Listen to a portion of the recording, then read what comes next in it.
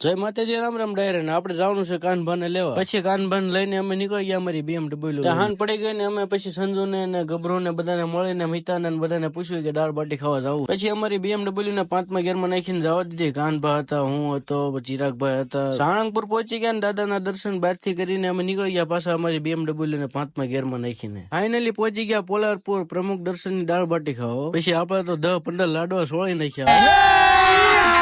અભી મજા આયેગા ના ભીડો. પછી અમે બધાએ બાકા જીકી બોલાઈ નાખ્યો.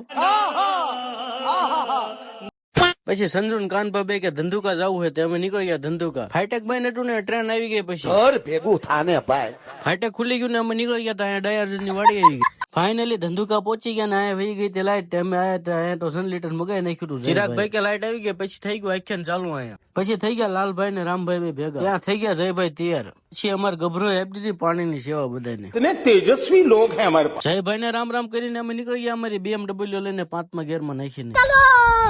वाह क्या सीन है. પછી ચા ની હોટલ આવી ગઈ ને અમે બધા ઉભા રહી ગયા ચા પીવા. कौन है ये लोग? कहां से आते हैं? भाई मजा आया. આપણે BMW ને 10-15 હજારની સોડા પાઈને આપણે BMW લઈને નીકળી ગયા. જય માતાજી, રામ રામ ડાયરા ને મળવી કાલના બ્લોગમાં.